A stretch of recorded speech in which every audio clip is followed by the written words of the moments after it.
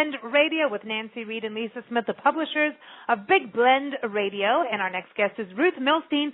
She's the author of the Gourmand Award-winning recipe book, Cooking with Love Ventures into the New Israeli Cuisine.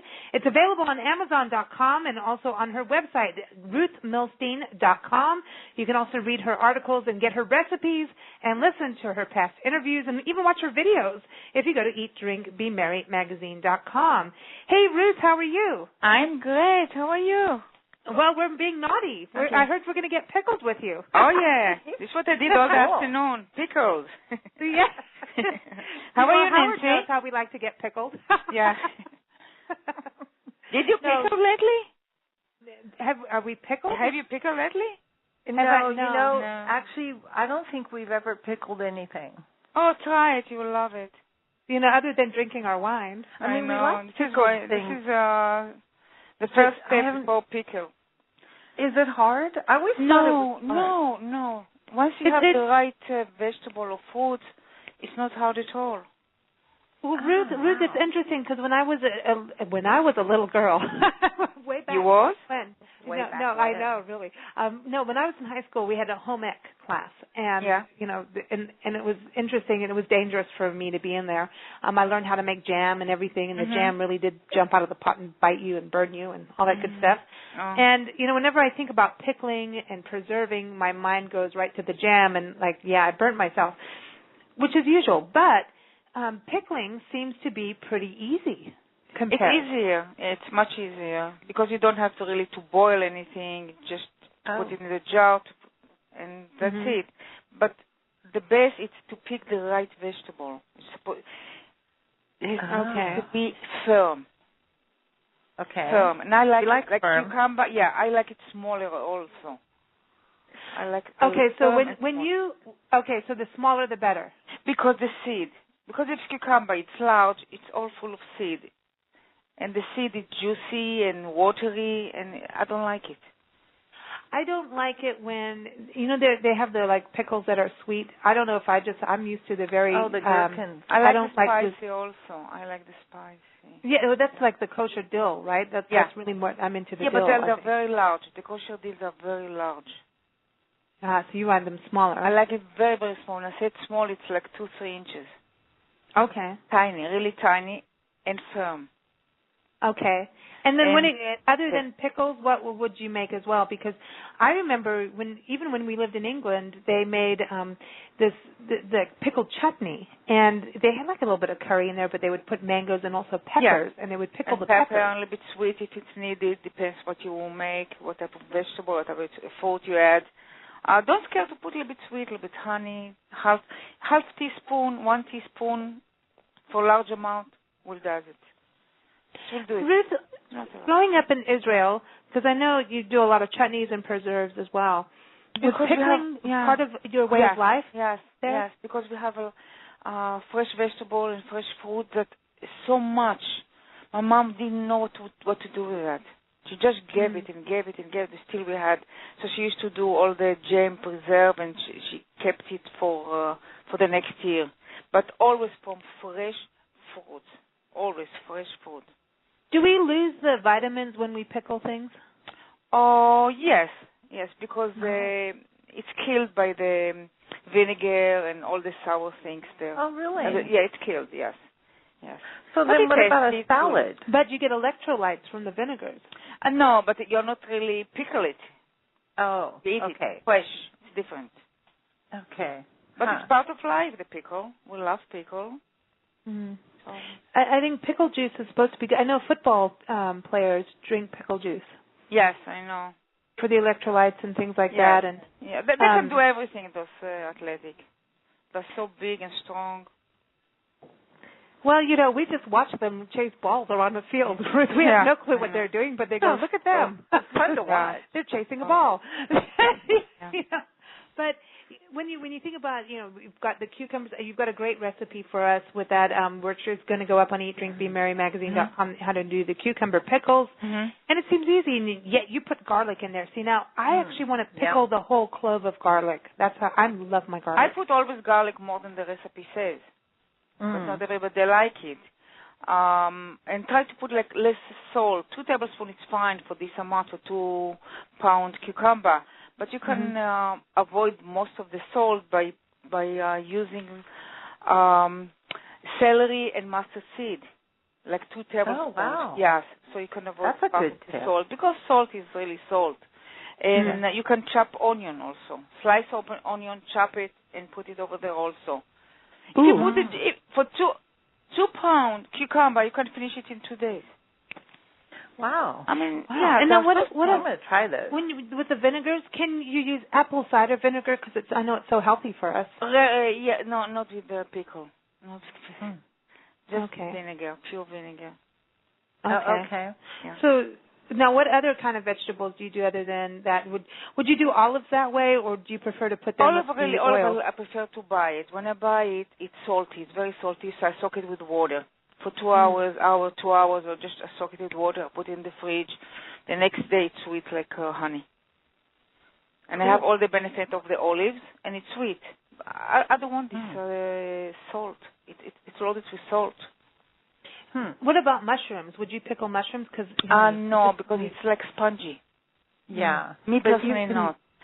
You can marinate mushrooms in oil and vinegar. Oh, so it's different. That's really where I'm good, getting. Yeah, that's what I'm probably thinking of. Garlic is very good for pickle. Yeah. Garlic is great. But I don't do it because peeling and all stuff. I'm waiting for my sister when she's here.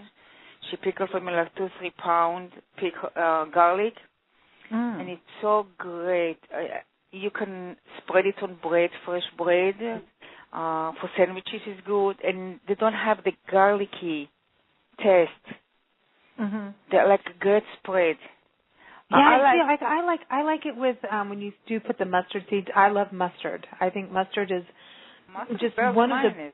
Yeah. It's good because you don't. Yeah, I use that instead of mayonnaise. I use it. And it's like lemon pepper as well. Like instead of having cheese all the time, you can use a little mustard and lemon pepper. And you use very small amounts when it's mustard. When it's mayonnaise, you put another spoon. Mustard always use less because it's salty. I like to pickle turnip. Ooh. Turnip, and I put piece of beets there, so it's become like pinkish. Ooh. Because color is good. Well, yeah, pickled beets has been around for years. I mean, that's a very traditional recipe. Try the turnip. Turnip, it's pickled very, very fast because it's not solid. The beets is very solid vegetable, but the turnip it's like airy, so it's pickled very fast. So you don't cook the turnips; you just put them right in the pickle. Right there. Right. So would it be more crunchy then? Like maybe you could pickle carrots? It won't be crunchy, not more crunchy. It's going to be crunchy, but not more crunchy when you pickle it. Oh, okay. Wow. Yeah, because it is kind of like a potato. What about jicama? It's potato. It's that big potato. Jicama is like a root. That's a Mexican. Oh God, I love it. It's like a potato apple. Potato. I know that. You get that. I didn't try it. I will try it. It's a good idea. I'm going to send you a jicama. Yeah. Yeah, you might not because I don't know. I'm sending you a jicama. Yeah. We have loads here because we're used to be Mexico. Oops. Yeah. But it's true. But now, what about fruit? Because there's the vegetables. I mean, like cauliflower. It's the only way I eat cauliflower is if it's pickled. Yeah. But I've never seen pickled broccoli, but I've seen pickled cauliflower. You can pickle broccoli. You can pickle fruit. I like to pickle really sweet. Sweet is to be firm again, firm and ripe. But so you wouldn't do like a plum or something like that, or a peach? No. I like to pickle lemon, orange. You pickle lemon and orange? Oh yeah. Oh yeah. Like do you? What about like the little kumquats? Kumquats you can pickle and it stays longer. Because I've had preserves that way, and you just eat the whole thing with the rind. Just take the pit from inside. I mean, not be bothered with the pit. I slash it. We used to get a lot of kumquats and loquats in Africa, but we don't seem to get so many here. And you have it only around from October, November till January, the kumquat. That's the reason I buy a lot of them and I freeze it. Oh. Kumquat, I freeze it because you don't have it all year round. Did you get lychees in lychees? Israel? Yes, we have here a lot because we have a lot of Chinatown here, and they love it. We have a lot of lychees here. There's big Chinese Asian community.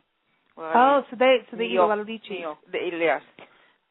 We had them a lot in Kenya and South Africa, the lychees, and it could probably because of where we were, and I know there's a lot of Indians there too, from Asia. But then also, what about we used to have guavas.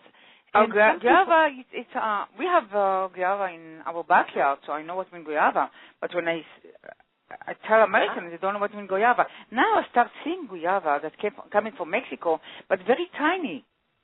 Really? Because we had them, they tiny. were the size of like a tangerine. Like a peach. Yes. Not like tangerine, much bigger, like pear, size of pear. Did you have a white pear. one and a pink one We had too? one white, one pink.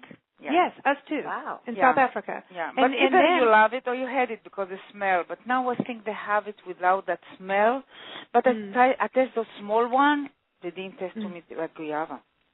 See, but I eat them when I was a kid. No wonder, I'm weird. But I used to eat them when they were unripe, just like mangoes. I love unripe mangoes. Yeah. Ooh, I'm like hungry now. Because mango you can eat unripe. It's more sour. That's all, less sweet. I like that. Yeah. And the guava, because it would get too mushy for me, and the smell I don't like the mushy. Weird. Yeah, and smelly. I don't like mushy. Yeah. Once it gets mushy, it gets smelly. Yeah, you're right. We had a horse that used to eat them. But you ask average American, he doesn't know what means guava. Because you don't have it in the market. Don't have it in New York. No. I think they get too soft.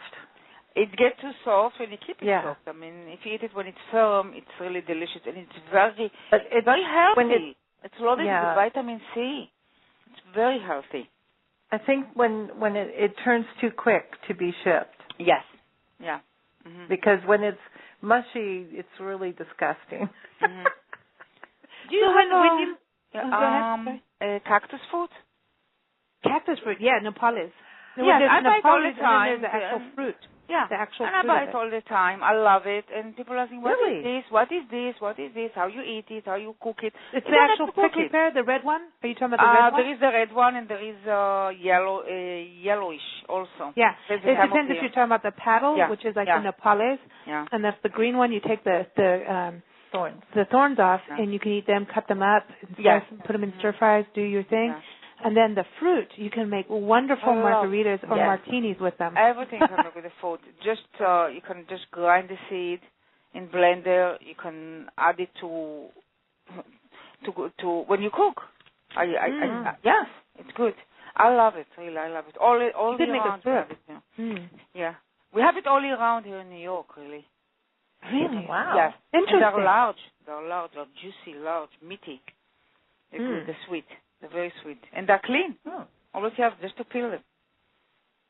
And that's really all you have to do. Yeah. Yes. Now, I want to ask this. What about okra? Because so many people do not like okra because it's slimy. Do you think it would be good as pickles? It got the gel, but now they have without the gel, they have new okra in the market. Okra is good. It's good. I don't pickle okra. You can pickle okra. I never tried it. Okra, I like to add it to stew or meatballs or chicken or soup. It's very healthy, 0 calorie. Try it. Just try it. And you don't have to buy it. You can buy it frozen. It's clean. It's cut already. It's fine. And what about beans? Because I've seen beans that are pickled, like the string beans. You can pickle. It's very tasty. Beans is very tasty because beans is very meaty. Especially the red one or the white, the big, large white one. They are very meaty. The black one is very soft. Getting soft. I haven't tried that. No, I didn't try it. I tried the black. I didn't like it. So now when you're looking at, you've got the pickling and you can do fruits and you can do the vegetables. Now, what about when you start to look at chutneys? Because I have to talk about chutneys. I love my chutney. You have to cook on the stove. Yeah, so that's more like put the stove. But chutney, you're very free to put it. It's all the spice that you like. Just taste it and add spice, whatever you like. Chutney can keep it in the fridge for a long time. Yeah. Okay. It won't keep it in my fridge for a long time. Nothing keeps it in my fridge that long. No, fridge. I like to cook all the time, so I like fresh, everything fresh. And it should be. And I think the pickling part is really when you have the leftover harvest, and we're at that point right now, depending on where you live in the country, where some people still have tomatoes coming out, Yes, you can And pickle peppers. green tomato. It's great. Green Ooh, tomato pickle that is sounds great. It's great. Yes. I like Ooh. that. Also, And it has so to be much firm. If the green tomato not firm, it's gone. I mean, it won't come right. Okay, so if you're going to pickle, you have to be firm first. Firm. Yes. And try the smallest, always smallest fruit, the smallest vegetable. See, now I know there's this kind of a thing in the stores. They want the biggest, and the biggest is not always the best. No, actually. no. Yeah. But zucchini tastes better when it's smaller. No, zucchini also. Because once it's the big one has more seed. That's I don't right. think you want to eat the seed. At some point, it starts to be bitter. I don't know if it's because what they put on it, or they pick it too soon or too late. But I do know when it's smaller, it tastes better. It tastes better. Man, now I'm wanting pickles and cheese. Pickle and cheese is great. Oh man, grilled cheese is great. Hard pickles on it. Yellow hard cheese. Yes. Oh, do you eat a lot of pickle and dairy? Pickle always I have it with. I can eat it with dairy. I can eat it with meat. And pickle is pickle. I mean, you can eat it whenever you like. I can eat it with sandwiches. Yeah. Many times I rather good sandwich with good bread, healthy bread, better than any really meal. I mean, than any cooked meal. Good sandwich is good with salad on the side. You're fine. And when you think about when people are doing Thanksgiving coming up in the fall, I mean, we're at the end of September here, going into October, and everybody's already thinking about turkey. And there's like a turkey sandwich or even a chicken sandwich with, really good mustard and pickles, ham and pickles. I'm hungry. Yeah, I know. It's good. It's good. When you think, I think the pickles, because of the acidity, even helps with digestion. Like, when you eat melon, it's always if you put black pepper with the melon, like cantaloupe, it's better for you. Melon and watermelon, it's like 90% is really water, so it's really the wash all our system. The skin. Yeah. The skin bugs people, just the cellulose of it. And so if you put a little, I eat cantaloupe and watermelon with black pepper. It's very hard to get a really sweet cantaloupe. Most of them taste like concrete. You have to grow your own. I think. You have to. It's the soil. Yeah, you have to grow your own, and you have to pick it. Right. Yeah, you do. You have to. Yeah, it's very hard. But in the stores, they're so old by the time you get them. Yeah, I think, Ruth, a lot of the stores. I got mangoes, and I get really mad when I get bad mangoes, and it happens all the time. It's, because I don't have a mango tree outside here, but a mango, they will ship them in from Argentina or Chile or yes, all of Mexico. them coming from South America. I see it. Yeah, and not only mango, everything comes. Everything freeze comes. Them. Now, they freeze them. Just look where it came from. It's frozen. Yeah, because fruit and vegetable, once they travel, has to be frozen. It's true. I mean, you can't do a 5,000-mile journey without spoiling, unless you're frozen. So then they flash freeze and then thaw out, and then you get it in the market, and then they say you can freeze it again, and you're like, not really. And especially when you're talking melons, the best time I know, because when we grew cantaloupe in the desert, it's so good. Yes. It's so sweet. You can smell it as you pick it. The blossoms, right when the bees are still in the blossom, it's sweet. You can smell it. You don't smell that. Melon, when you buy it, keep it at home. Even if it's not ripe, it will ripe at home. Watermelon, once they pick it you bring it home, it won't ripe anymore. That's it. It is what it is. Yeah, that's it. You pick it ripe, and that's that. Yeah. And you know what you should do at that point is just inject it with vodka or tequila, and there you go. I'm really good at that. So I want to ask Ruth, because now you're going into the fall, okay, and you're in New York City. So what's your weather like now? Because I know you're it's raining all day, storm all day. No. From morning till night. Oh, you guys have really bad weather. When are you going to move here? Yeah, I'm on Tucson. Tucson was great for me. Yeah, I love it dry. I love it's hot though. We still have construction. I don't care. It was dry. Nice. Well, we came from dry California when you were here. In the weekend. But Ruth, we had monsoon season here that you wouldn't believe. Mushrooms growing everywhere. I mean, it was so really Humid yeah, like Florida. and we have never had that before. Yeah, 3 in the morning, it's humid and wet and hot. And it's, and so we had one of those really big monsoons. Yes. In Tucson, humid? Yeah. In the monsoon season this year. This year. Normally not, but we're more humid than Phoenix because we're a lot more natural than Phoenix. Phoenix has so many skyscrapers and buildings. No offense, Phoenix, but it's true. They actually managed to have monsoons too this year because a lot of times they'll get the heat and the clouds look like they're going to do it. They'll get the lightning, but the rain won't drop because there's so much heat from the concrete. But here we've got that a little bit too, but this monsoon season was incredible. It's still lush. You go to Saguaro National Park, it's green everywhere. It's like grass in the desert. Nice. It's nice. It's beautiful. Beautiful, but now it's drying up and we can hike again, which we're happy about. We're hiking tomorrow. Yeah, I saw. You had a good time in Portland and all this area? Oh, Portland? Now, Ruth, this is the thing, right? Yes. This was saying about New York City. You're in a city and you get everything there. It's international. Yes. Portland, going up and to those areas. And, we were up in Central California, too, which is the agricultural bowl of this country. But Portland, everything is fresh from the market. Boom. Yes. And the food is vibrant. It was. I love Portland, but Washington State, the same thing. You're hiking in the national parks and you can just eat the berries. Yeah.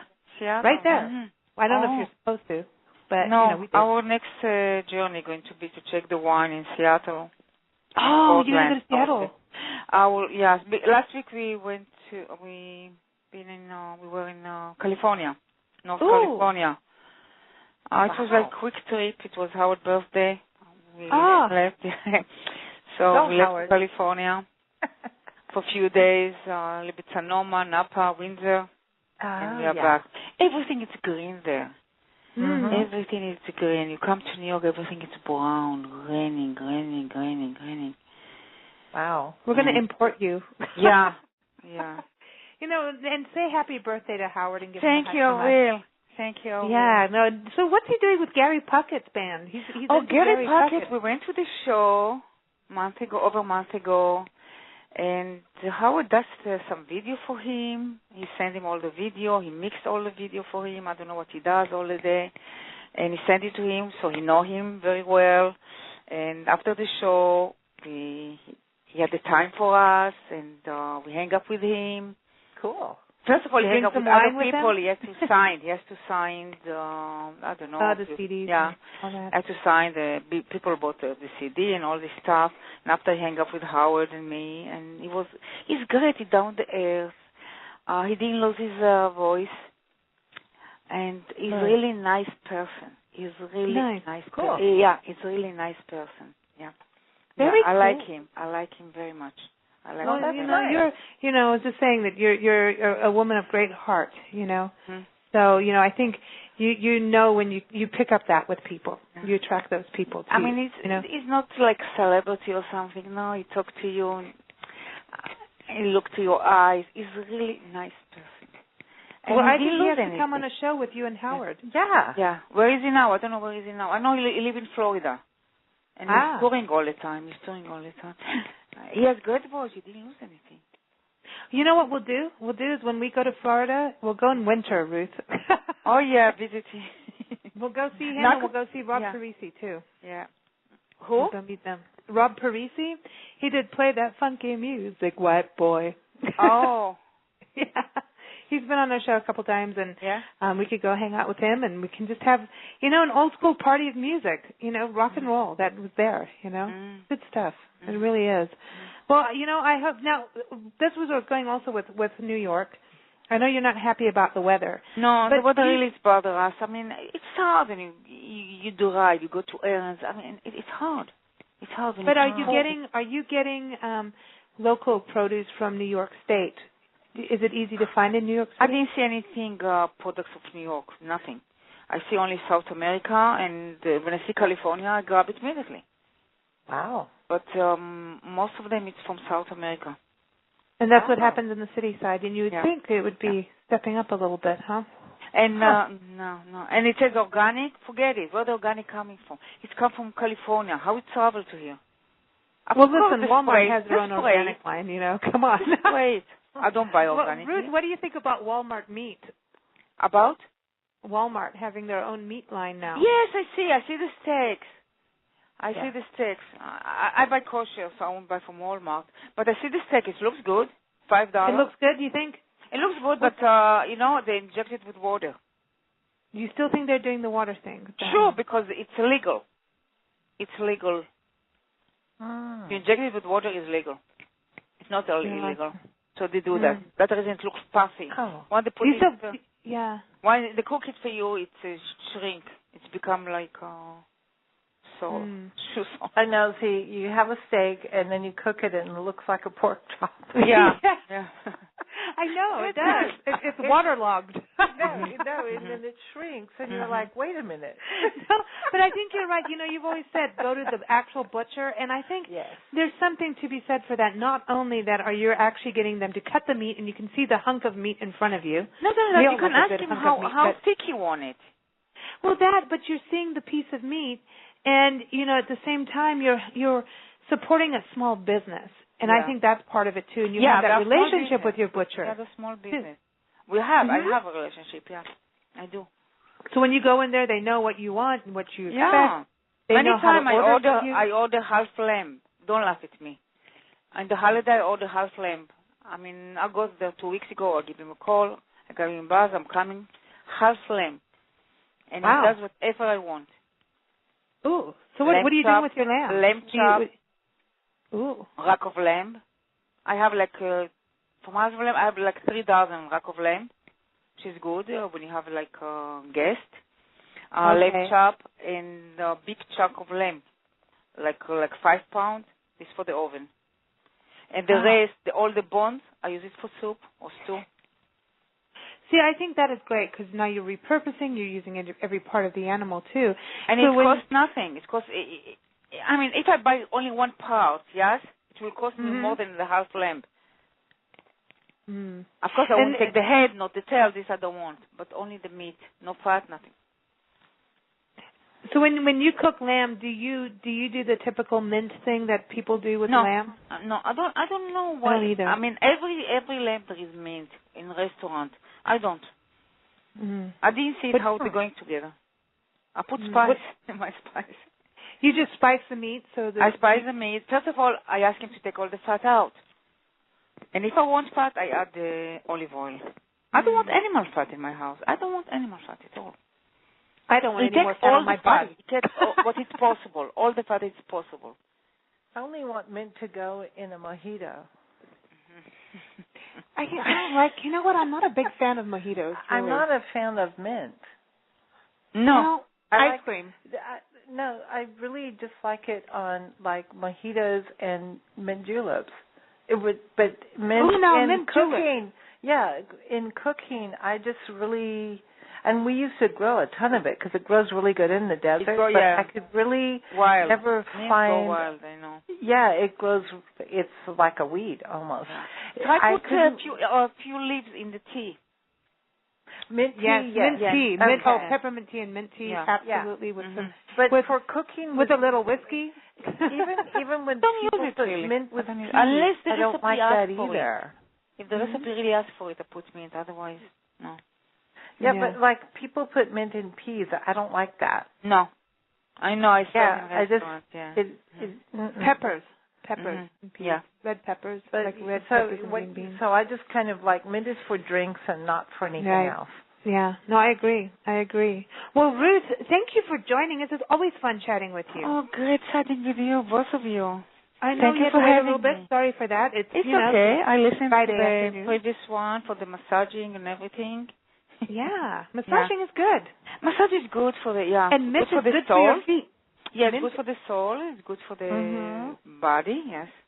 Yeah, I agree. It's all about keeping healthy. And I know you're going to be back on October 19th. Yes. On our for show. Stew, right? Stew and soup or something like that? Soup. Soup's always good. Oh, this is my favorite. Soup is hearty soup and stew. Ooh, sounds good to me.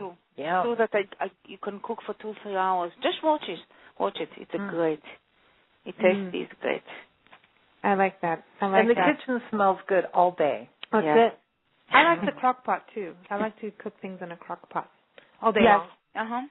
I don't have to think about it, that I'm going to burn the house down. I don't have to worry about it over boiling. You won't do that. You won't do that.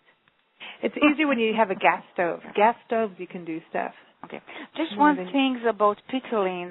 Don't forget to sanitize the jars. Yes, before. That's huge. You have to boil it in 180 degrees for 30 minutes and keep like the water like 2 inches above the jar. Mm-hmm. And it's ready. But me personally, after I put it in the oven for 120 degrees till the pickle is ready to transfer to the jar. You can leave it in the oven, but don't forget to sanitize it. Okay. I mean, cool. You have to. Yeah, no, you absolutely do. The safety is good in the kitchen, in cleanliness, and we don't want bacteria and all that nasty stuff. Ruth, I know you're going to be back October 19th. I want to tell everybody again, your book, Cooking with Love, Ventures into the New Israeli Cuisine. You can get it on Amazon, all those good online stores. But you can go right to Ruth's website. You can also watch her videos there if you go to ruthmilstein.com. And also go to eatdrinkbemerrymagazine.com. You can get her recipes and listen to past interviews. Big hugs to you, Ruth, and say hi to Howard and happy birthday to him. He's home. I think we're going to have wine now. It's Friday and he's home. Yay. Happy Friday to him. Thank you. Thank you for having me. And he's home. We want to say hello to you. Oh, hi. Here's Lisa. Hello. Hey, how are you doing, Howard? Hi, Lisa, and hi, Nancy. How are you? Happy birthday. Oh, thank you. Did you find any good wine? Oh, yeah, we found some very interesting wines. A wine called Cayman Estates. He used to be a film director. Man, it was something outrageous. We just happened to, by chance, to be in Sonoma, and I walked by while Ruth went shopping, and I just saw them. There was a little storefront, and that's where they do the pouring. And so there was a woman there, a young girl, and I came in, actually, because I saw it there, and she started pouring me about 3 or 4 different wines, and a very small production, but man, I was flabbergasted. If you read some of the reviews from Robert Parker, they're like 95 out of 100 points, and 93, 92. Wow. And, yeah, really, but they're expensive. Yeah, well, that's what happens when it's good wine. Yeah. Oh my God! But if you ever tasted it, you'd be in heaven. Amazing. I'm still trying to find your Syrah, man. I can't get it. Oh well, Syrahs. I mean, I'm. Remember that I was telling you about the one up in Julian? We're knocking on doors. Yeah, I know. I'd love to try that. Have you ever had any Syrah by Schaefer Vineyards? They make an amazing Syrah. Unbelievable. It's called the Relentless. I have it in my store. I'm working out in my store, and I'm thinking of taking one. So maybe, if I have one in my house too, my cellar. But next time, if we see you sometime, I'll bring a bottle over so you can try it. Yeah, I'll find the other Syrah. We'll just have a Syrah party. Oh my God, you would flip it. It's mostly Syrah with a little petite Syrah in there. But this is one of the best Syrahs in all of California, in all of Napa and Sonoma. Wow. But again, it's not. Cool. It's not. These are cult wines. I mean, they're not cheap. They're like $55 resale, and that's expensive for a bottle of wine. Right. That is. Oh my. But that's an art to me. It's art. It is. It's something. It's just like passionate type of thing. It's something that once you get used to the great quality, it's hard to go down back towards crappy wine. You mean you don't like the $2 holler? Yeah, exactly. You get spoiled. You really do get spoiled, especially if you have a passion for wine. And I can see the way you're talking about it, that you and Nancy have a passion, so I can see that. Yeah, that's why we have to go on a 5-year tour, Howard. It's really about wine. The thing is, it's so we'll have to take easy you to get guys spoiled. on a tour. When we go to I Napa. want to tell you. We'll take you on a tour. Take it to Martinelli. Oh, yeah, we take you to Martinelli. That's right. You were telling us about that. Yeah. I'm gonna send you our schedule for 2013 when we're traveling, and then we'll see what we can hook up between us all. I know Linda Kassam just came back from South Dakota. Her and Marilyn Hill and Norm Hill. And she went wine tasting, and she was like, wait a minute, this isn't diva-like, because she's a diva. She had to camp. They did campgrounds, picnics, and barbecue. But, it's interesting. They make beet wine. It's true. Wine out of dandelions. They had wine, beet wine, herb meat wine. wines, everything. Zinfandel. You like red Zinfandel? Yeah. You ever have good red Zinfandel? Yeah. We have to taste it before you say it. Yeah, because the Zinfandels can be really weird. If it's not good, it's weird. That is one of those things that... Yeah, well, we know, of course, we're not talking about white. We're talking about the real red Zinfandel. No, okay. I know. It's got to be really good. I know. Sometimes it's really good. You're really right about that. It's really interesting you said that because if you don't, there are so many Zinfandels around on the market, mostly from Napa and Sonoma. But there's only maybe 10 that you can say are outstanding or excellent. 10. I'm really not kidding about that. And unfortunately, again, the ones that are so great cost like a minimum of $40 a bottle. But they're different than anything you could taste, and that's why you're right. Most Zinfandels have to be great, really good. Yeah. Or else they're also terrible. Well, that's what I said. They're either really, really good. Hey, would that have been censored out? I was going to say suck. No, it's true. They're either really, really good or they really suck. Right on. Yeah. But the price point is there, so you're like, oh my God, this is hopefully not one that sucks. That's right. Exactly. It's like, and you know what's interesting too? These great Zinfandels, Martinelli is one of them. We couldn't get any the other, because they were sold out. They only make 600 cases, but they make a second label now that's almost quite up there. But these Zinfandels, you cannot store them or put them away, as we say, for many years. You have to drink them young. If you let them sit too many years, like we had a bottle we opened about a year ago. Was it 2007? It was just over the hill, believe it or not. You could taste the alcohol in the finish. You have to drink them within 3 years of their release, really, to get the best. I'll do it. I'll do it well. I'll do it. On the other hand, we've got to run. We're running out of time on the air, but thank you. It's good to say hi to you. I'm so glad Ruth put the phone through to you. I'm glad to speak to you, okay? Yeah, happy birthday again. Thank you. Keep drinking that fabulous wine. Yeah, you guys too. Thanks, Nancy, and thanks, Lisa. Take care. Bye-bye.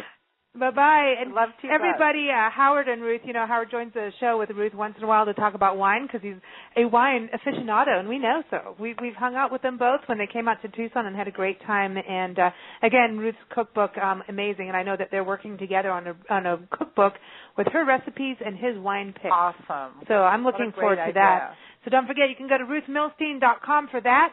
I want to thank all of our guests and all of our listeners for joining us today. It's been a fabulous show. We went from talking about art, music, and fall in Three Rivers, California, and outside the Sequoias. We went to Silver City, New Mexico, talked about art and nature.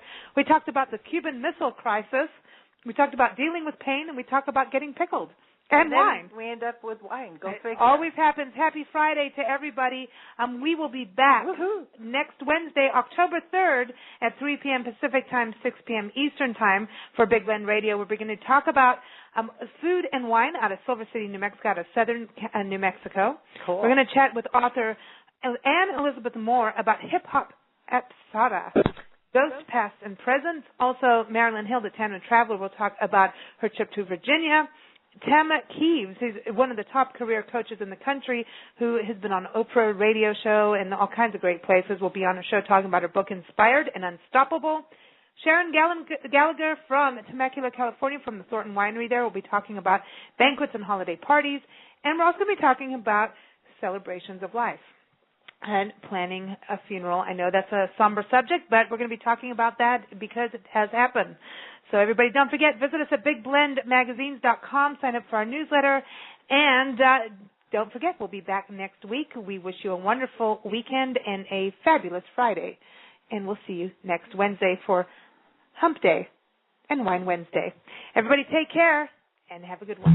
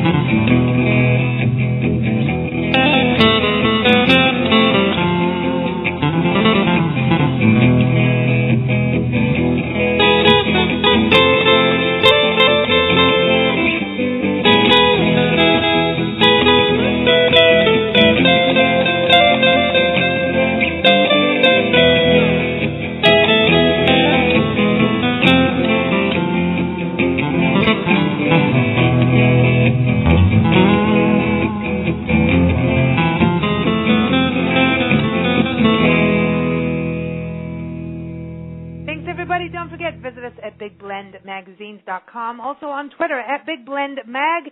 And you can follow us on Facebook. Just type in Big Blend Magazine. We'll be back October 3rd at 3 p.m. Pacific Time, 6 p.m. Eastern Time. Thank you so much. And have a great weekend, everybody. Enjoy